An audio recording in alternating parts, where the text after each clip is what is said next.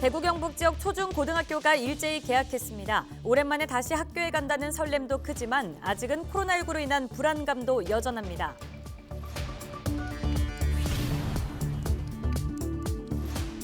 확진자가 속출했던 의성은 점차 진정 국면으로 접어들고 있습니다. 하지만 설 연휴 이후 하루도 빠짐없이 확진자가 나오고 있어 안심하긴 이릅니다. 백신 접종이 차례로 진행되는 가운데 보고된 이상 반응은 대부분 가벼운 증상으로 확인됐습니다. 전문가들은 접종 뒤 안정을 취하며 몸 상태를 살피라고 강조했습니다. 국내 최초 로봇 특성화대학 한국폴리텍대학 로봇 캠퍼스가 영천에 문을 열었습니다. 첫 신입생 100여 명은 입학과 동시에 실무 교육을 받게 됩니다.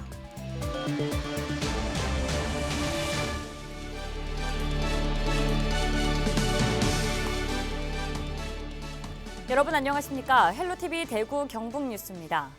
확진자가 속출했던 의성이 점차 진정 국면으로 접어들고 있습니다. 지난달 23일 11명이 신규 확진 판정을 받은 뒤 확산세가 한풀 꺾였지만 설 연휴 이후 하루도 빠짐없이 확진자가 나오는 등 여전히 지역 감염이 계속되고 있습니다. 이하영 기자입니다. 사회적 거리두기 2단계가 발령된 의성군 봉양면입니다. 거리를 오가는 사람이 부쩍 줄었습니다. 의성은 솔직히 말해가 청정지역 이렇게 했거든요. 자체에 여서 있는 사람들은 사실 코로나 있는 사람이 없어요. 없었고 어디 가야 오르던동 뭐 하던데 공기 좋은데 덜에 일하고 일하는데 명절 때 와가지고 이래 됐잖아요. 사람들이 많이 모여가지고. 점심시간 직후 북적여야 할 카페도 조용합니다. 가뜩이나 없는 손님에 최근 보름 사이 확진자가 급증하면서 발길이 뚝 끊겼습니다. 무척 걱정되죠. 앞으로 이것 때문에 일상적으로 그러니까 예전에 그 활기찬 도리온으로 돌아갈지 안 돌아갈지 예전처럼 일상적으로 될지 안 될지 그게 굉장히 저는 걱정이 돼요. 회복이 안 될까 봐 걱정됩니다. 의성군은 설 명절 이후 확진자가 급증하자 지난달 22일부터 봉양면과 안평면에 임시 선별 검사소를 설치했습니다. 확진자가 지속적으로 발생한 의성읍과 봉양면, 안평면은 사회적 거리두기를 2단계로 격상했습니다. 해당 지역 주민들께서는 사회적 거리두기 2단계 격상에 따라 변경되는 사항 이외에도 기존의 5명 이상 사적 모임 금지 등은 반드시 지켜주시기 바라며 다중이용시설에서는 출입 명부 작성, 좌석 한 칸씩 띄워앉기 등 관리에 철저를 기해 주시기 바랍니다. 2일 0시 기준 의성군 신규 확진자는 1명으로 지난달 23일 11명으로 최고점을 찍은 이후 점차 감소 추세를 보이고 있지만 안심하기에는 이른 상황입니다. 헬로티비 뉴스 이하영입니다. 코로나19 상황 속에서 다시 새학기가 시작됐습니다. 2일 대구 경북 지역 초중고등학교도 일제히 개학했는데요. 오랜만에 다시 학교에 간다는 설렘도 크지만 아직은 코로나19로 인한 불안감도 여전합니다. 권미경 기자입니다. 책가방을 맨 학생들이 335 교문을 들어섭니다. 선생님들은 따뜻한 손인사로 한 명 한 명 맞아줍니다. 거리두기를 유지하며 발열 확인, 손소독까지 거친 뒤 차례로 교실을 찾아갑니다. 손가 손소독하고 들어가세요. 2일 대구 경북 지역 초중고등학교가 개학했습니다. 경북에서는 초중고등학교 가운데 약 72%가 전교생 등교 수업을 실시합니다. 그런가 하면 대구에서는 초등학교 1, 2학년과 중고등학교 3학년은 매일 등교하고 나머지 학년은 격주 또는 격일로 학교에 가게 됩니다. 우선 학교에 방역을 전담할 수 있는 요원들을 많이 파견을 했고요. 그다음 초등학교 1, 2학년의 과대 학급에는 2명의 선생님이 담임을 지원할 수 있도록 하고 있습니다. 학부모들은 걱정 반 기대 반입니다. 코로나19가 우려되긴 하지만 원격 수업만으로는 진도를 따라가고 친구를 사귀는데 어려움이 많기 때문입니다. 정도 되죠. 네, 되는데 이제 학교 생활이라는 게 어떤 건지는 또 알아야 하니 조금 조심스럽게 안전하게 보낼 수 있도록 하고 있어요. 코로나19 상황 속에서 다시 시작된 등교 수업. 이를 둘러싸고 여러 기대와 우려가 교차하고 있습니다. 헬로티비 뉴스 권미경입니다. 아스트라제네카 백신에 이어 3일부터 대구에서 화이자 백신 접종이 시작됩니다. 대구시는 중앙예방접종센터에 이어 전국 17개 시도 지역 예방접종센터 가운데 처음으로 3일 대구 중구 예방접종센터에서 화이자 백신 접종이 진행된다고 밝혔습니다. 접종 대상자는 코로나19 환자 치료 의료기관 종사자 3,100여 명으로 이 가운데 대구 동산병원 부원장과 간호부장이 처음으로 화이자 백신 접종을 맡게 됩니다. 대구시가 코로나19 장기화로 어려움을 겪고 있는 취약계층을 지원하기 위해 30억 원을 투입합니다. 시는 30억 원 중 1차로 9억 4천만 원을 어르신 분야와 장애인 분야, 노숙인과 쪽방 생활인 분야에 우선 집행합니다. 분야별 세부 지원 내용은 도시락 등 대체급식 제공, 안전한 경로당 이용을 위한 방역 도우미 운영, 장애인 활동 지원 인력의 위험 보상비 지급, 노숙인 생필품 지원 등입니다. 1차 집행분 외에 나머지 20억 예산도 취약계층 보호를 위해 사용할 계획입니다. 청송에서도 2일부터 코로나19 백신 접종이 시작됐습니다. 예방접종 첫날 지역 5개 요양시설 종사자 40여 명이 청송군 보건의료원에서 접종을 받았습니다. 청송군은 65세 미만 요양시설 입소자와 종사자, 코로나19 대응요원 등 1차 접종 대상자에 대해 이달 24일까지 접종을 마치고 8주 후 추가 접종할 계획입니다. 이번 접종에서 제외된 만 18세 이상 지역 주민들은 정부의 지침에 따라 예방접종센터와 위탁의료기관에서 순차적으로 접종합니다. 백신 접종이 차례로 진행되면서 이상 반응이 보고되고 있지만 모두 가벼운 증상이 대부분입니다.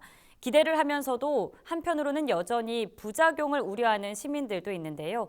전문가들은 접종 뒤에 안정을 취하며 몸 상태를 주의 깊게 살피는 게 중요하다고 강조합니다. 이정아 기자입니다.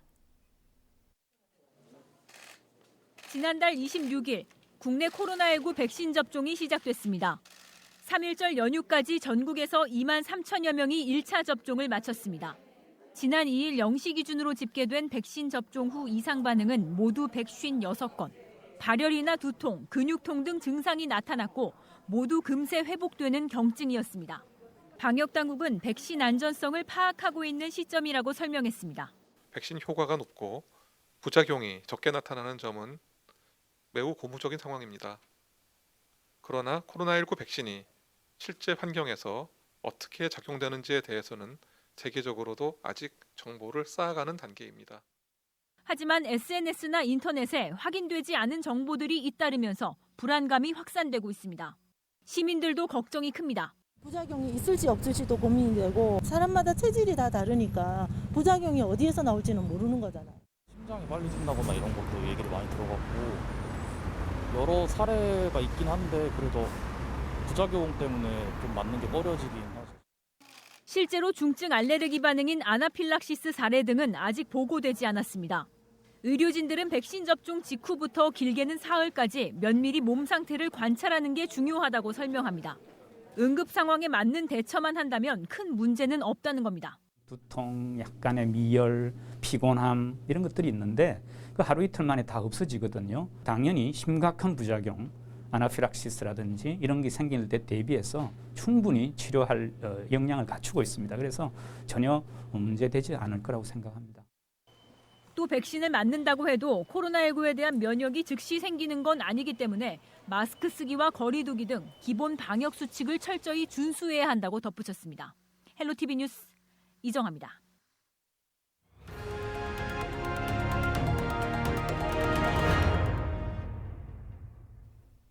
국내 최초 로봇 특성화 대학이죠. 한국폴리텍대학 로봇 캠퍼스가 영천에 문을 열었습니다.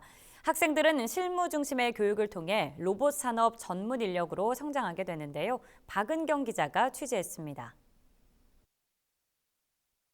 지난 2013년 설립 타당성 용역이 시작된 이후 8년 만에 한국폴리텍대학 로봇 캠퍼스가 드디어 문을 열었습니다.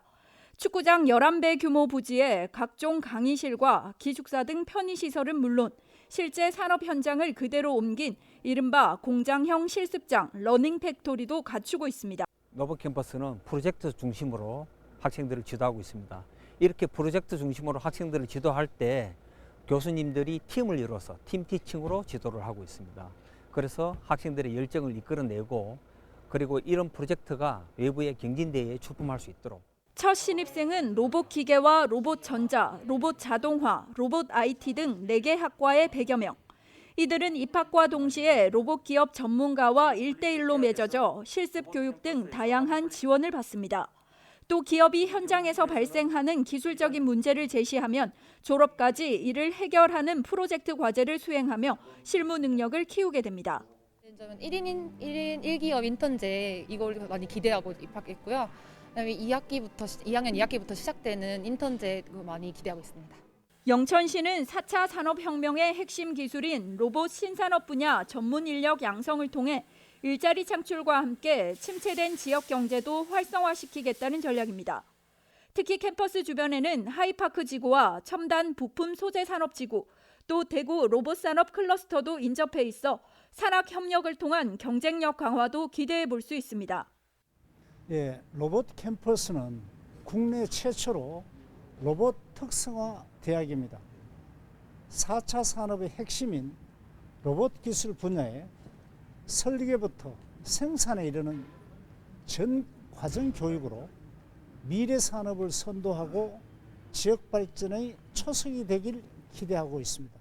오는 2025년 세계 로봇 시장은 275조 원 규모로 지난 2018년 대비 5배 성장할 것으로 전망되는 가운데 이를 선도할 전문 인력 육성 과정이 첫 발을 뗐습니다. 헬로티비 뉴스 박은경입니다. 최근 구석기 시대부터 조선시대까지 이르는 지역 출토 유물이 상주박물관에 인수됐습니다. 박물관은 유물들을 정리한 뒤 올 하반기쯤에 시민들에게 공개할 예정입니다. 김도윤 기자입니다. 2만 7천 년이라는 긴 시간의 조각들이 수장관에 모였습니다. 구석기 시대부터 조선시대에 이르기까지 상주 지역에서 출토된 900점 이상의 국가기속 문화재가 최근 상주박물관으로 인수됐습니다. 이번에 인수한 문화재는 지난 2013년부터 2017년까지 상주 영천 고속도로와 상주군도 20호선 공사에 따른 발굴 조사를 통해 발견됐습니다. 상주시 화동면 어산리에서 구석기 시대 유물이 포함된 토층과 석기 등 43점이 확인됐고 상주시 낙동면 상촌리와 구잠리, 장곡리 일원에선 삼국시대에서 조선시대에 이르는 유물 900여 점이 출토됐습니다. 귀걸이와 청자접시, 제갈 등 종류도 다양합니다. 이 유물들은 구석기 시대부터 조선시대에 이르기까지 상주 지역에 살았던 사람들의 사회 문화상을 이해하고 연구하는 데 귀중한 사료가 됩니다. 해당 유적은 상주 지역에서 그간 잘 확인되지 않았던 구석기 시대의 유적이라는 점, 그리고 낙동면 일원에서 새롭게 삼국시대 고분 자료를 확보했다는 점에서 그 의의가 크다 할 수 있겠습니다. 상주박물관은 이번에 인수한 유물들을 올 하반기쯤 전시회를 통해 시민들에게 공개할 예정입니다. 한편 상주박물관은 지난 2017년 국가기속문화재 보관관리기관으로 지정된 이후 지금까지 약 5,600점의 지역 출토 문화재를 인수했습니다. HCN 뉴스 김도리입니다. 대구시가 대구형 배달 플랫폼 개발에 속도를 내고 있습니다. 대구시는 대구형 배달 플랫폼 구축 운영을 위해서 2일 서비스 사업자와 대구사랑상품권 운영 대행사, 골목상권 관련 단체들이 함께하는 상생협력 협의체를 구성했다고 밝혔습니다. 대구형 배달 플랫폼은 현재 6에서 13%인 배달 플랫폼의 중개 수수료율을 2%로 내리고 결제 수수료율도 3%에서 2.2%로 낮출 예정입니다. 이를 통해 소상공인들은 5%포인트 정도의 수수료 절감 효과를 볼 수 있을 것으로 예상됩니다. 또 대구사랑상품권 모바일 결제 기능을 통해 시민들은 10% 할인된 가격으로 배달 서비스를 이용할 수 있도록 지원할 방침입니다.